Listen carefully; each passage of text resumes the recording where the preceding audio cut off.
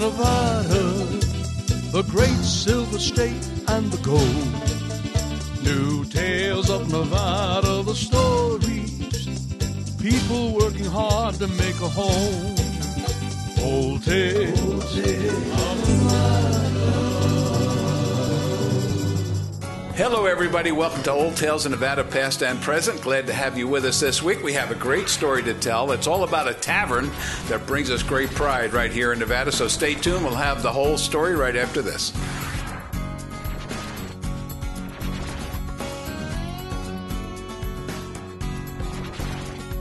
Hi, I'm Roy Marshall from the Marshall Mint, Virginia City and Reno, Nevada. Come to introduce you to the Let 'em Run Wild Horse Mustang series, which depicts the wild Mustangs herd running free, mare and its foal, the wild Mustangs fighting for love. These ingots are a limited edition double-struck product on 1 troy ounce 3-pine silver and are only available at the Marshall Mint, Virginia City or Reno, Nevada. Get your piece of history today. All of us at Shoeman's Custom Cycle are ready to get you and your Harley ready for the road. From oil and tire changes to high-performance engine upgrades and dyno tuning, we at Shoeman's have got you covered with experienced factory-certified mechanics and a full-service machine shop loaded with parts and accessories. Shoeman's Custom Cycle has been serving Northern Nevada since 1988, so ride on down to Shoeman's Custom Cycle at 275 East 4th Street in downtown Reno. Shoeman's Custom Cycle, we're the biker's bike shop.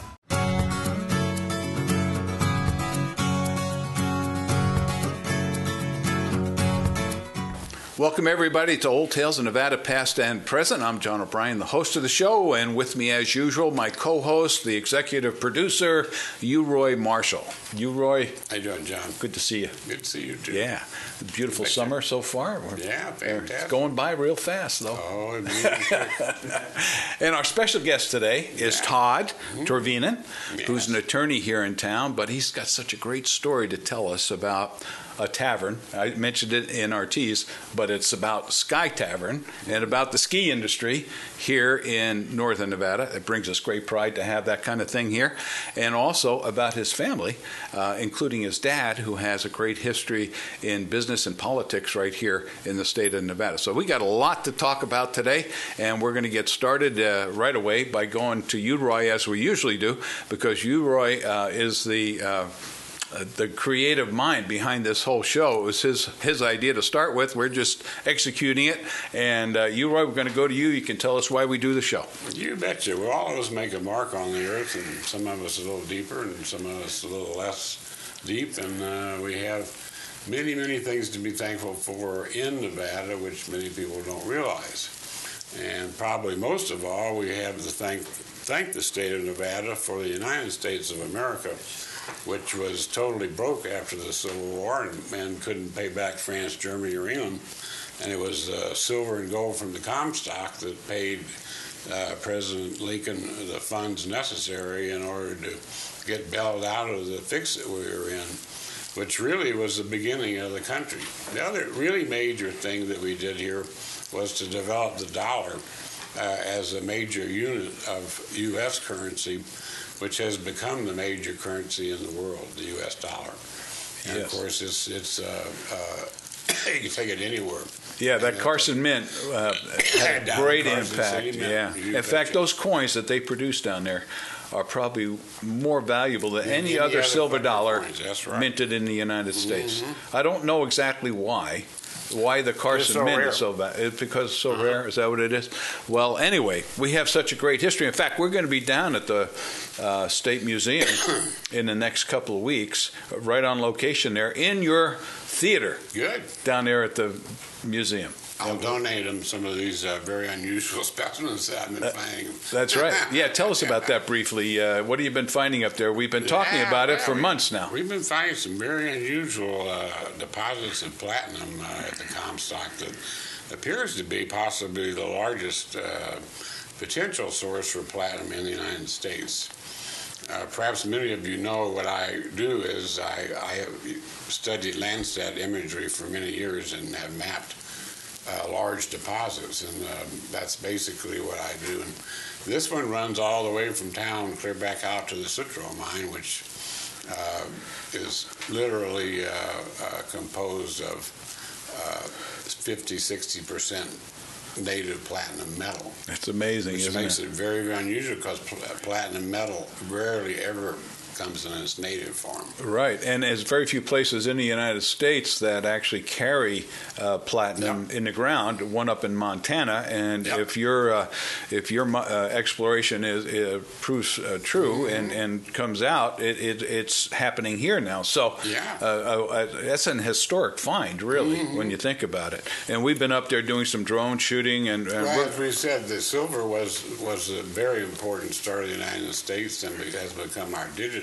metal, whereas platinum now is the metal of the new frontier of superconductivity and of various functions with the computer and computer chips that will revolutionize our world like it's done down at Area 51. That's right. A lot of strange things going on down there, for sure. But again, making Nevada unique, having platinum. We talked about lithium last week, and big time now. How unique that is to Nevada and the United States. But you also have some commercial interest we wanted to mention before we move on to Todd. And you have the Silverland Inn and Suites. Yeah. Great place to take your sweetie, right? There's a swimming pool in there, whirlpool suites. Yeah, right. And nice and private. Bring your sweetie and enjoy the area. And that's right. Just don't drink too much in town. That's right. So what's that, the reservation number again? Yeah, 847-4484. All right, very good. And then the Marshall Mint. Great news about the Marshall Mint. Yeah. If you need some gold or silver, that's what we have there at the Marshall Mint, and lots of fine jewelry. Now, one great thing you're doing is moving the Marshall Mint down to the valley here at the Reno Town Mall. And that is going to happen fairly soon, I would think. I see everything being done in there. It's just a matter of getting the inventory in there. But how convenient that's going to be for your Reno customers that you have and don't have to go up Geiger grade. Exactly. And when it's inclement. It's not bad in the summertime, but in the wintertime it's a challenge sometimes, isn't it? Yeah, it is. Yeah. Geiger's a rather dangerous road and whatnot, but we'll continue the Marshall operation there, but it'll be just an operation. Yeah, be more for the mining operation than anything else. So anyway, I think we're up to date with you, Roy. So sounds good. Great work. Keep it up. Let's get to our special guest here, Todd Torvinen. And Todd, like I said earlier, an attorney in town. We want to welcome you to the show. We refer to ourselves as mouthpieces. Mouthpieces, very good. My brother's an attorney, and he has no problem being a mouthpiece. It's a good job. Does great work. He's been an attorney for almost 50 years now. That's a long time. That's a long time. That. He got started early. He must love it. He does, and he likes the money that goes with it too. So, Todd, tell us how long have you been here in Reno? Are you a native? I was born here. You were born here. December 30th, That's very 1959, rare. in St. Mary's Hospital, mind you, where my mother was a nurse. Wow, how about that? That's wonderful. Right. And how many siblings? I have 3 siblings. I'm the oldest. You're the oldest. Okay. And so there's 4 of us together, and actually, that's sort of how we wound up on the junior ski program. My father was a public servant. He couldn't afford to take 4 kids skiing, and so he was an instructor up there. Yeah. Of course, in those days, probably the amount you needed to pay for ski passes was a lot less than it is now, but still. It seems like it was less, yeah. But it's all relative, right? Compared to what people made back in those days. So what schools did you go to? I went to Hunter Lake Elementary and Swope Middle School and Reno High, and then UNR. I went to law school at the University of Arizona in Tucson. Oh, okay, very nice. I was just down in Arizona. It's a good town, isn't it? Yeah, well, I didn't get to Tucson. I was in Scottsdale, Arizona, which is, I guess, a suburb of Phoenix. Yeah. I shouldn't say this, but Tucson's a little like an overgrown cow town in some ways. Is it really a lot more Western in nature? Oh, yeah, every year I'm there. Yeah. A lot more cowboys down there, huh? It is. It's a different culture. Yeah, for sure. So how long have you been an attorney now? Oh, geez. Since 87, so 31 years. I can't believe I'm that old, but I am. That's when we came to Reno. I used to be a young lawyer. Yeah. Not now. You're not a lawyer now. I'm not a young lawyer. You're not a young lawyer. You're still a lawyer. But what do you specialize in? I do some family law, and then estates and trusts, estate planning, and probate. And I like probate litigation a lot. Oh, you do? It's fun. Good. We should talk to this guy. Everybody's a boo-hooing and a crying over dead grandma, but it's really about the money. Yeah, really. We've been involved in we're vendors in a probate case, and it's been how long now, Jim? About 3.5 years, and it's still not settled yet. It's pretty amazing, but that's a whole nother story. Yeah, there are some stories about probate. They go that long sometimes, yes, right? Yes, they do. They can, yeah. Well, the state of Nevada has had some prolific attorneys. Oh, yeah. Who really helped develop the law from Colorado and several other states to our state here. They call it the Rocky Mountain Law I had no idea. Group, yeah. Yeah, I didn't know that either. There's lawyers right here in town that helped do that. No kidding. So they established that in the 40s. Yeah. Well, we've had some very famous attorneys that went into politics here, Sandoval being one of those. He was a judge and then also an attorney. And your dad, by the way, was involved in the law, right? Right. You've kind of he followed his was city attorney footsteps. Here in Reno. What was his name? Roy Torvinen. Okay, so that's if you've been around Reno for a while, you know that name, right? Correct. Yeah. So he. Well, I don't know. Yeah. Is he still with us? Or? No, my father passed in 2006, so now it's 14 years. 14 years. Okay. My mother just passed last summer. Oh, super. So now, besides being an attorney and a dad, you have how many kids now? I have 2 kids. 2 kids? Jack and Will. They're 13 and 15. Okay. Almost 13 and 15. Okay, so you're probably like many other parents nowadays. You want them involved in sports of various kinds, and you probably have them doing a lot of different things. But I guess your love comes from skiing. Well, right? you know, it's interesting. I like skiing. I never loved it. What I loved about skiing were the people I met and the camaraderie and the friendships I made. That's why I continue to ski. Okay. I have one son that loves to ski, one son that hates it. Fun things. Well, but that's kids. They're different, right? Yeah. Everybody's. It is amazing that way, isn't it? The interest that kids have. That you say, where did that come from? You know, I've had 3 kids, and they all are totally very different. Very different. Right. Yeah. So anyway, you were a skier from very young age, right? Your dad got you involved in skiing. My father started me at Tannenbaum, which is now closed, but it's where the Tannenbaum Lodge is on the Mount Rose Highway. Yeah, as you go up that snaky road there. Probably when I was 66 or 67, 6 or 7 years old. Okay.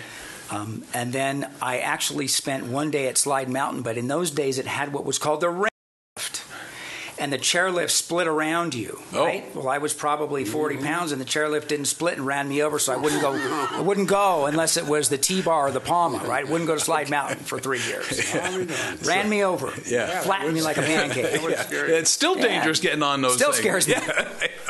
So, great experience. So, anyway, was Tannenbaum a private area? It was. It was owned by a gentleman named Bud Schoenfeld. Oh, okay.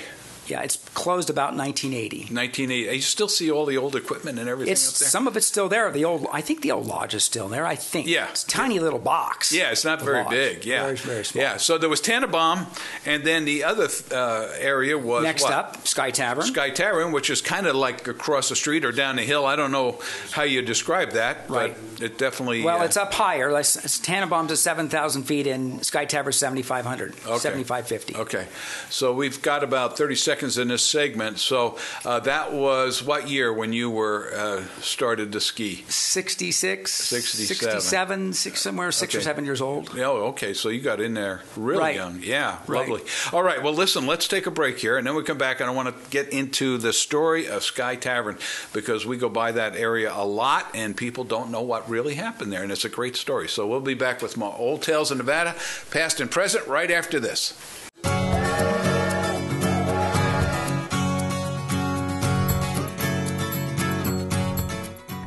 Hey everyone, Dave Asher here introducing you to our new store, the Nevada Marketplace, in the Reno Town Mall. Anchored with the Buy Nevada First gift shop, we've added over 60 micro shops, giving locals a place to set up their dream store. We are now 20,000 square feet strong, supporting over 250 local merchants with all things made in Nevada and more. We have more locals in one place than anywhere in the state, ready to help you find that perfect gift. We're open every day with easy parking at Peckham and Virginia. Go to buynevadafirst.com, your source for all things local. Hi, I'm Paula. And I'm Dan. We're the producers of the Tanner's Marketplace Antiques and Craft Shows at the Livestock Event Center on Wells Avenue. I'd also like to tell you about our everyday location. We're at Somewhere in Time on South Virginia Street. We're Antique Antiques, booth number 46. You'll find paintings by Nevada artists, collectible glass, vintage jewelry, Native American jewelry and baskets, antiques and unusual to unique items. Find it all at Antique Antiques inside Somewhere in Time at 1313 South Virginia Street. Come see us! Somewhere in Time is the place to find what will be treasured for all time. Die-cast models, vintage and antique furniture, Fenton glassware, toy trains, neon, home decor, unusual collections throughout the store at Somewhere in Time in Reno. Somewhere in Time is the place to find what will be treasured for all time. Die-cast models, vintage and antique furniture, Fenton glassware, toy trains, neon, home decor, unusual collections throughout the store at Somewhere in Time in Reno. Soft pastels have arrived at Boutique Elegante. Wonderful sweaters, tunics, and capris create that special look. The colors of summer in fabulous combinations, this and so much more at Boutique Elegante. Soft pastels have arrived at Boutique Elegante. Wonderful sweaters, tunics, and capris create that special look. The colors of summer in fabulous combinations, this and so much more at Boutique Elegante. We're back here on Old Tales of Nevada, past and present. We have our special guest today, Todd Torvinen, an attorney here in town, but a great guy and has a lot of interest in skiing. In fact, before we get into the Sky Tavern story, you are part of that story in modern day, right? What is your position with the Sky Tavern? Well, I'm on the board of what's called NICEF. That's the Nevada Youth Ski Education Foundation, and one of our goals is to promote and celebrate the ski culture and ski history in this community. Okay, so it's not just for Sky Tavern. No, and I'm not on the Sky Tavern board, but I attend their board meetings, and I know many of their board members, and I have a great interest in their program. Okay. And it's totally a volunteer organization up there at this point. Correct. But it didn't start that way, right? That we go back true. to, what, 1945? Well, you got to go back to 1938. Oh, okay. Well, tell us the story. And in 1938, Wayne Paulson, who ultimately founded Squaw Valley, Reno High grad, UNR grad, started the UNR ski team, built a rope tow at Sky Tavern, or just it used basically the Sky Tavern parking lot and then went up to the, I have a bad sense of direction, south. It didn't use the Sky Tavern hill from what I understand, but they built a rope tow, he and a guy named Ed Heath, in 1938. It was called Mount Rose Upski. Okay. That was Nevada's first resort. All right. And that's where, and my father, actually, that's where he skied when he was a kid, when he was 12 or 11 or whatever it was. Very historic site. Did not know that. Right. Yeah. Right. And that, they lost their lease in 1940 or 41 to the guy that owned the land down there where Sky Tavern is. Right? They lost their lease. Ed Heath went somewhere else. Paulson started looking at Squaw Meadows, where he spent time. And then Keston Ramsey came on the scene. Okay. Keston Ramsey bought the land, I think, in 42 or 43. Now, was he a local Keston businessman? Ramsey was a local contractor. Oh, he built homes and other buildings down here in the Reno area. Sure. He bought the land and then developed the idea for the ski resort. Okay. And so the advantage of Sky Tavern in the mid to late 40s had stars, right? Yes. Joe DiMaggio and Starlets, and I'm sure Gary Cooper. I was reading about some of the great stars there. There were Edward Teller, the guy who made the hydrogen bomb. Rita Hayworth was one. Ingrid Bergman. Right. Robert Stack. Remember him for the old FBI stories. Gary Cooper. Right. And Joe DiMaggio. Right. Just to mention a few of the notables, So the big advantage Keston Ramsey had is he opened in December of 45 and built, I think it was a T-bar up that main hill you can see that has 800 feet of vertical, from the 75. It's very steep. You don't get that perspective, but 800 vertical is a lot. Right. So he managed to open it in December of 45. Now, Sugar Bowl built a chairlift in 38 or 39, but in late 45 and early 46, there were still no civilian train traffic over Donner Pass because of the World War II restrictions. Oh. So Keston Ramsey was open with this lodge, right? That I think it had 20 rooms in it or something like that. Now that building's not there anymore, right? Well, it still is. It is. It's the same lodge, but when the city of Reno got that property in, I think it's 67 or 68, Keston Ramsey lopped off the top 2 floors. It used to be 4 stories. Yeah, I saw now pictures. Now it's 2. Okay. Right? Yeah. And so he lopped off the rooms. The top 2 stories were rooms. That's where the 20 rooms, and there was almost a boarding house or hostel on the top floor. Is that where they got the name Sky Tavern? I was curious about. I don't know where that came from. I just don't. Yeah, because it really has nothing to do with skiing. Right. Okay. Right. I mean, speaking of that history, Joe Conforti used to have the cabin in the sky, and here we have Sky Tavern. Something to do with elevation, I would imagine. A lot of those guys in those days looked at going up the mountain as going up to the sky. Yeah. Right. Yeah, that's true. Did, well, even the Comstock is described that way sometimes. But with Sky Tavern, I don't know why they would name it that, unless they were pushing the restaurant more than the skiers, or I don't know. Right. I don't know. I don't know. No reason for that. But anyway, it's unique. So Keston Ramsey managed to get open, and there was a deluge of skiers up there because they wanted to ski. Yeah. And so he had a head start on everybody, and until really Squaw Valley really got open, I think, in 1949 or 1950, in this neck of the woods, he had a captive audience. Yeah, it's only 20 miles from Reno. Correct. Right. City limits, easy to get to. Right. Yeah. And the Reno Snow Bowl, or Slide Mountain, I believe opened in 1952 or 53. Which started to lop off some of their traffic up and there. And a much bigger mountain, right? Yeah. From Slide Mountain. For sure. Elevation's base is 82, goes to 97, right? Yeah. Sky Tavern's only 800 vertical.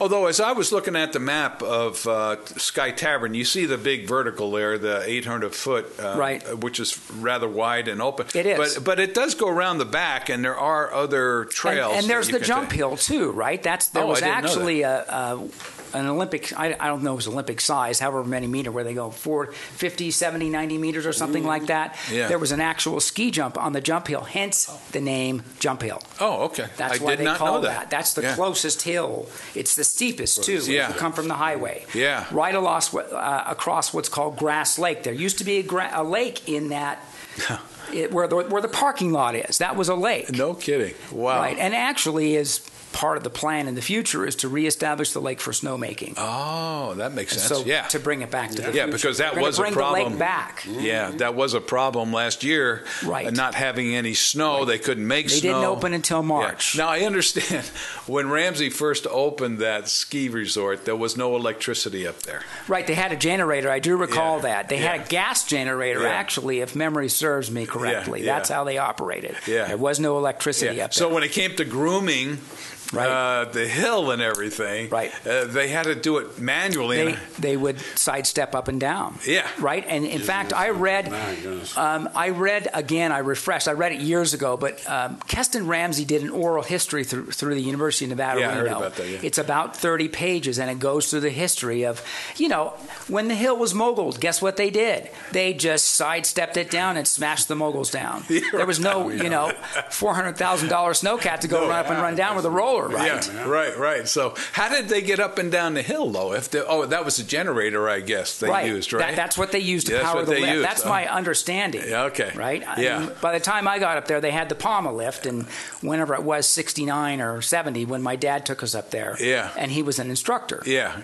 Now, he became very involved, your dad, and in fact, that's where you did a lot of your skiing was up there. That's where you really... That's where I really learned to ski, and in those days, I was on what was called the Reno Recreation Far West team, and we raced Far West ski racing. Oh, okay. Which was, if you go back in history, was the California Ski Association. That became Far West Ski Association, which is part of the USS, United States Snow. So Sky Tavern was, even though they had the stars up there and it was a public ski area, there was this interest in teaching young ones how to ski. Right. And that was fabulous for the Reno area. And we have to go to Marcy Hers for that. And Marcy Hers is the key to that. She was a championship ski racer, an editor, Reno Evening Gazette, a teacher. She held the world record in the 440. U.S. record in the 800 meters.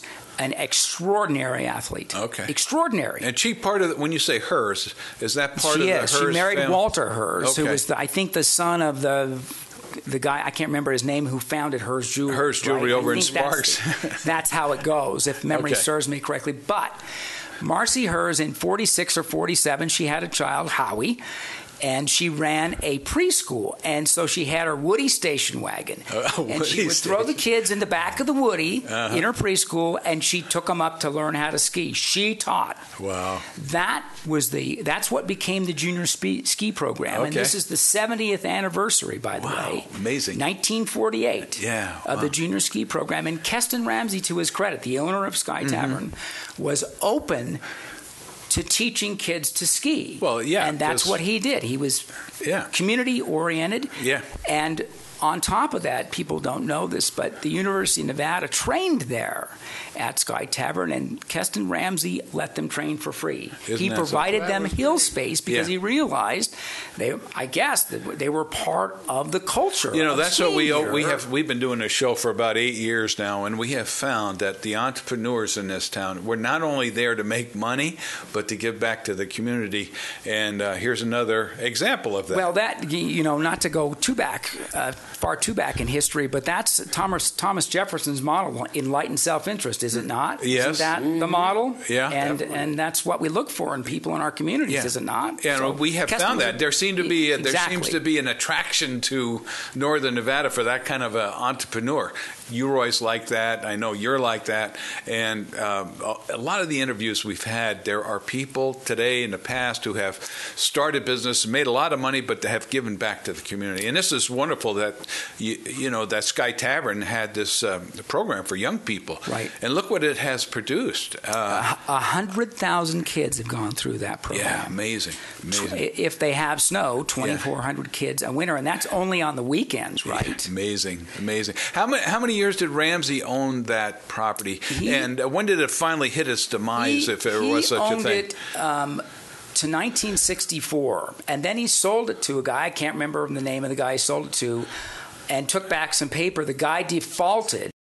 Then Keston Ramsey took it back, and then it went to Mount Rose Development Corp., which is currently Mount Rose Ski Area. Oh, okay. I didn't know that. I was going to ask about that if there was any interest. And then there. as part of the deal with the city, and I don't know exactly what the structure was, but the Fleischman Foundation was involved. In 1968, it was deeded back to the city of Reno, one half the city of Reno, one half Washoe County. Okay. Very good. And if it's ever sold, it's supposed to be offered back to Mount Rose Development Corp. Okay. There actually, I read the deed. It's in the you know what I want to do? We're going to come up to our third segment here very quickly. But because of that ski program and the generosity of people like Ramsey and Mrs. Hers, there have been produced many great skiers out of this area. And we have a video that you have produced with your associates. And we're going to show that in our third segment. So we've got a nice start here on Sky Tavern and the great contribution it made to Reno in the sporting area and skiing and development of young ones in the area. Great pride for us to have it there. Let's watch the video now and see what this has produced. Nevada Legends of the Fall line. All right, very good. Great.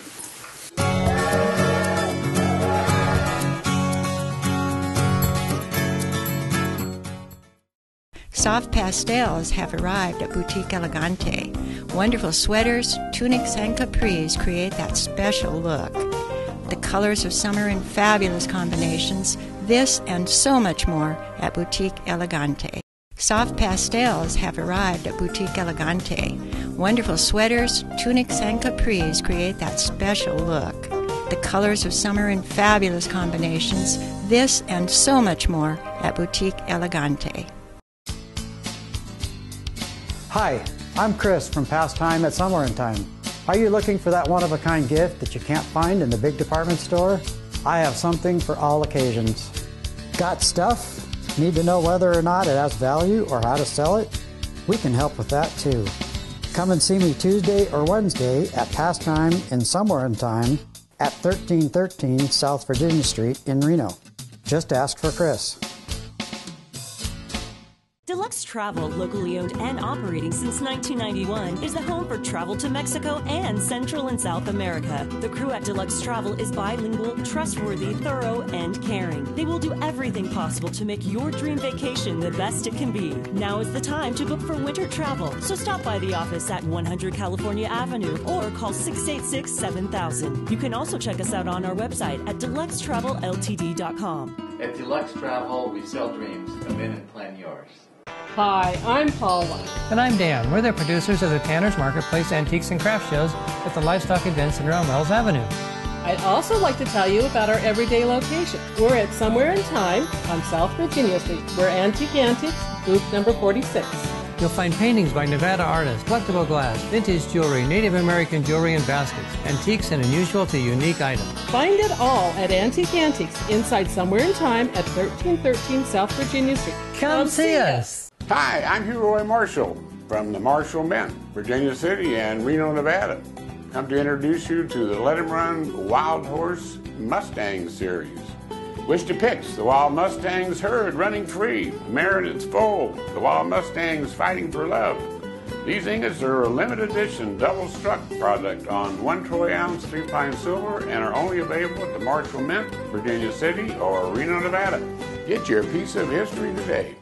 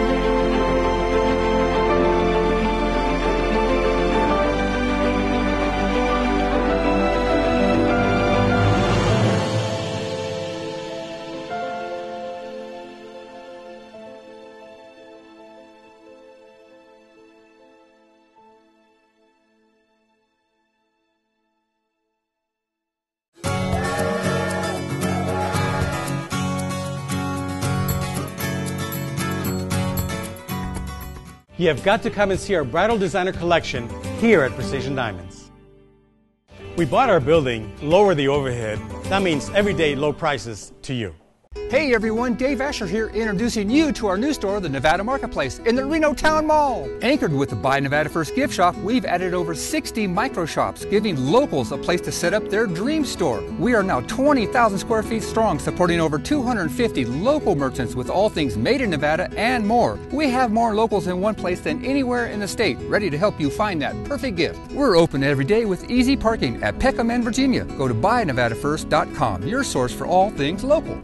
Somewhere in Time is the place to find what will be treasured for all time. Die-cast models, vintage and antique furniture, Fenton glassware, toy trains, neon, home decor, unusual collections throughout the store at Somewhere in Time in Reno. Somewhere in Time is the place to find what will be treasured for all time. Die-cast models, vintage and antique furniture, Fenton glassware, toy trains, neon, home decor, unusual collections throughout the store at Somewhere in Time in Reno. All of us at Shoeman's Custom Cycle are ready to get you and your Harley ready for the road. From oil and tire changes to high-performance engine upgrades and dyno tuning, we at Shoeman's have got you covered with experienced factory-certified mechanics and a full-service machine shop loaded with parts and accessories. Shoeman's Custom Cycle has been serving Northern Nevada since 1988, so ride on down to Shoeman's Custom Cycle at 275 East 4th Street in downtown Reno. Shoeman's Custom Cycle, we're the biker's bike shop. Deluxe Travel, locally owned and operating since 1991, is the home for travel to Mexico and Central and South America. The crew at Deluxe Travel is bilingual, trustworthy, thorough, and caring. They will do everything possible to make your dream vacation the best it can be. Now is the time to book for winter travel, so stop by the office at 100 California Avenue or call 686-7000. You can also check us out on our website at deluxetravelLTD.com. At Deluxe Travel, we sell dreams. Come in and plan yours. You have got to come and see our bridal designer collection here at Precision Diamonds. We bought our building, lower the overhead. That means everyday low prices to you. Hi, I'm Paula. And I'm Dan. We're the producers of the Tanner's Marketplace Antiques and Craft Shows at the Livestock Event Center on Wells Avenue. I'd also like to tell you about our everyday location. We're at Somewhere in Time on South Virginia Street. We're Antique Antiques, booth number 46. You'll find paintings by Nevada artists, collectible glass, vintage jewelry, Native American jewelry and baskets, antiques and unusual to unique items. Find it all at Antique Antiques inside Somewhere in Time at 1313 South Virginia Street. Come see us. Soft pastels have arrived at Boutique Elegante. Wonderful sweaters, tunics, and capris create that special look. The colors of summer in fabulous combinations, this and so much more at Boutique Elegante. Soft pastels have arrived at Boutique Elegante. Wonderful sweaters, tunics, and capris create that special look. The colors of summer in fabulous combinations, this and so much more at Boutique Elegante.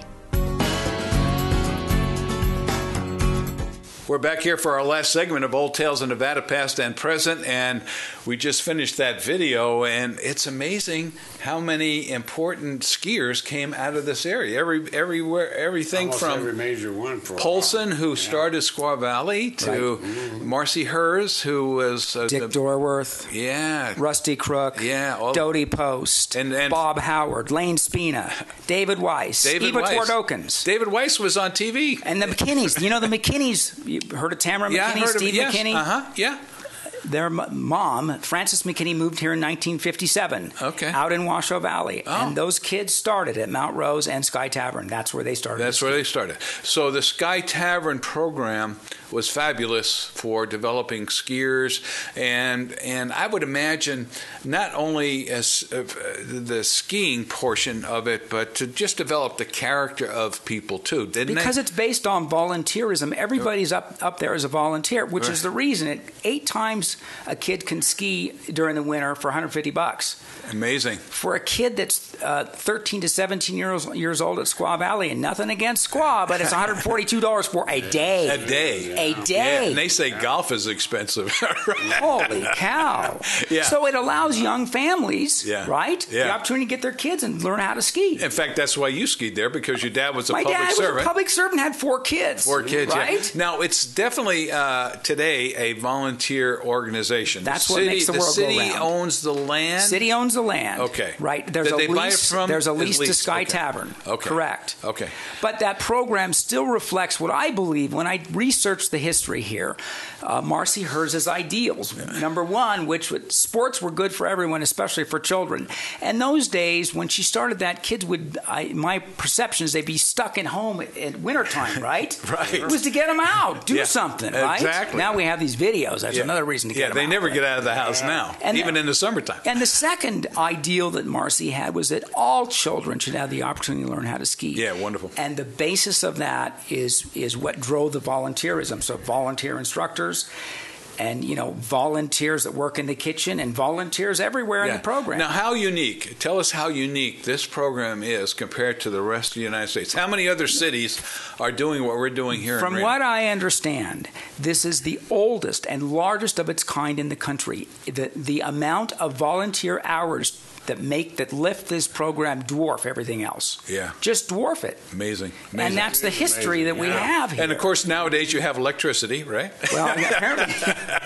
I've been up to the lodge. They have electricity. And they have a ski lift that actually works. Right. They have 2 chair lifts. Two chairs. The chair lifts are used equipment. One came from Mount Rose. It's a triple, and the other triple, I believe, came from Montana. They were installed in the early 90s. They used to have Palmas. Remember the Palmas? Oh, yeah. Hated those things. When I was a kid, when there wasn't enough snow, they'd lift me off the ground and spin me around, and then I'd set back down and crash. Yeah. I can imagine to just see that happening. A lot of people fall off of those lifts. It's not an easy thing to get on and off of. So anyway, it's a going concern. I remember seeing some news reports earlier in the year, lack of snow, and so one thing they really need is snowmaking equipment. That's the idea, is to get snowmaking up there and then lights. So kids that go to public school can go up there and train in the evenings, right? And go to public school. That would be a real plus, yeah. Right. So I know you have a website, and there's a lot of information on the website about pricing, how you become a member. That's on the Sky Tavern website. How you can volunteer and all that. So we won't get into all of that right now, but it's very reasonable, as you have mentioned, and there's a lot of benefits and perks to it. So take a look at it. And, when kids are signed up, they expect their parents to volunteer. That's part of the deal, right? Right, exactly. You go up there and serve your community, your family, serve the kids, get the kids on the hill. That's the idea. Wonderful. Great. So I wanted to get back to your dad before we close. I don't want to have a program here about your family without talking particularly about your dad, because your dad is almost as unique as Sky Tavern to the state of Nevada. Tell us why. Tell us why he is so special. As a segue, my father was on the University of Nevada ski team in 1952, and he grew up on that mountain. And I think that experience made him who he was. My father was a very thoughtful, kind, measured person. He never shot off his mouth and spoke off the cuff in a way that would come back to haunt him. Wonderful. And I remember his advice was, when in doubt, keep your mouth shut.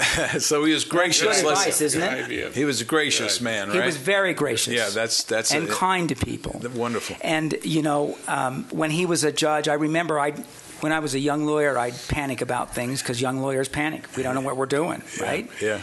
And my father would tell me stories like, sometimes lawyers misbehave. Mm-hmm. It's hard to believe, isn't it? Lawyers never misbehave. You got such a wonderful reputation. But my father would never, ever, ever chew out a lawyer in front of the clients. He would say, back to my chambers, and he may let him have it in the chambers, but never, ever in front of the clients. Great. And sometimes in today's world, you see the judges chew out the lawyers in front of the clients, and my father was very cognizant of that. Right. That's wonderful. Good. Yeah. Right? Yeah. So he was in the judiciary. Yeah, my father was a city attorney between 1960 and 64. Okay. Reno city attorney. Now, who preceded him, or who came in after him? Sam Frankovich was before my father. I don't know if Bob Wagner was after my father. He might have been, but Sam Frankovich clearly was before. In fact, Sam hired my dad out of law school in 1956 out of Georgetown. That's a famous Nevada name, the Frankoviches. Yeah, Frankovich. Right. We had him on the show. Sam was a great guy. Yeah, absolutely. Yeah, you had Sam Jr. Yes, the junior. I'm talking about his dad. Yeah, exactly. Right. So he served judiciary, and he was city attorney. And he was in the legislature for 8 years between, I think, 64, 65, and 64 and 72. Okay. Right? And he was majority leader in the 71 session. He was a majority leader. Right. Wow. Now, was he, who came in after him? Was that our... I don't know. Don't know, but... And then he became a judge in 74, 75. Ah, okay. And he spent the next 18 years, I believe, on the bench. So he's very unique. There's only one other politician as far as we know, that's served in all three branches of government. And who's that? That's Brian Sandoval. Brian right? Sandoval is our governor right now. Right. And I think that made my father cognizant of a broader view of things because he had all this service in all these different branches. Yeah. Interestingly. Yeah. Right? So what was it like to be around a man like that? Well, my father, I only remember him losing his temper once in my life. I think I probably ruined some tools or something, and that really got to him. Yeah. And in my life, I was only spanked once. In my life. Wow. But I do remember as a teenager getting in trouble, and my father had the stare. And we knew if we got the stare, you're in trouble. You'd blown it. And it wasn't good. Right? So, for instance, when we were teenagers, my parents had a liquor cabinet. And, they'd go out of town for some reason or another. And so my dad had a picture of him on the bench in his robe, and he'd open the liquor cabinet, and there was Dad right there. It was his little way of saying, you better keep your grubby paws off the booze, right? That's great. That great way to do it without saying a word, right? Yeah, he was a great guy. Yeah. So how many others in the family followed the lawyer? Well, interestingly, my cousin Mark, who passed away 2 years ago, was district attorney in Elko County for, I think, 16 years. Oh, wow. And Mark wanted to be a lawyer from the time he was a little kid, and he'd say, Uncle Roy, I want to be a liar. Lawyer, liar, I don't know. But at any rate, Mark was a great lawyer. Yeah. Great lawyer. Yeah. A lawyer's lawyer. Yeah. Well, we've had some great ones here in the state of Nevada, like you, Roy, was saying earlier, and they've done some great work. So. And on my mom's side of the family, my Uncle Dyer Jensen was district attorney here between 60 and 64, or 56 and 60. Yeah. Wow. In Washoe County. So, great history with your family. Let's talk about Washoe Legal Services, though. Oh, yeah. Are we going to do that? Yeah, go ahead. Yeah, tell us what happened. So here's the story behind Washoe Legal Services. In 1964 or 1965, Co Swobe was president of the Washoe County Bar Association. And my dad realized, I think this is when he was out in private practice, that there was a problem with unrepresented litigants appearing in the court system. What unrepresented litigants do? They clog the court system because they don't know what they're doing. Right? They have a constitutional right to represent themselves. They go in there and do it themselves. Right. Bad idea. So my dad called Co and said, Co, we got a problem. And Co said to my father, Roy, do something about it. And so he did. Let's see, Leroy Bergstrom and Co Swobe, and there's one other that signed the original Articles of Incorporation for the Washoe Legal Aid Society, but my father spearheaded that. Fantastic. And that was Washoe Legal Services, founded in 1965. Wow. People don't know the story here. One of my father's dearest friends was Pete Claudianos III, who owned the Sands. And they owned the Claudianos building down on 2nd Street. You know where that is? Yeah. Mm-hmm. So Pete had a reputation for being a hard-nosed businessman.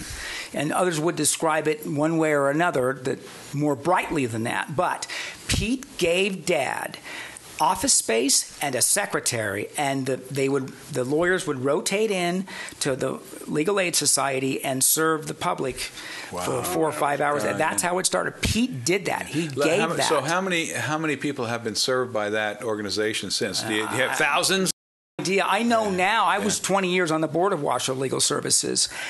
Now I believe that there's about 20 lawyers, and the budget is in excess of $2.5 million a year. Wonderful. Yeah, it's great, grown great. to serve the. Well, listen, we're down to the end of our right. show. Unfortunately, we could talk for a lot more time, but you've been a great guest, and what a story about Sky Tavern. I will not go by that location without thinking of it in a different way. It's a very historic site. It is, and it's been through the good times, the bad times, but it seems to be on an upward trend at the present time. We hope there are demographic and economic reasons that it can be expanded as a training facility for youth. Absolutely. Well, let's hope it all comes true, and that we have plenty of support from the public, because it is a nonprofit organization, it is. right? So listen, thanks for telling us the story today, Todd. We appreciate it very much, not only about Sky Tavern, but about your family, and especially your dad. And it brings us great pride to have a family like that here in Northern Nevada. Thank you. Yeah. So keep up the good work. Thank you. I'd like to thank the audience for being with us as well, and thank you, Roy, for letting us use his mansion, and for you, Roy, supporting the show in a great way he is. Invite you back next week now for another episode of Old Tales Nevada, Past and Present. In the meantime, like we always say, you, Roy, have a good Nevada day. Yeah. Have a great Nevada day. We'll see you next week in Old Tales Nevada, Past and Present.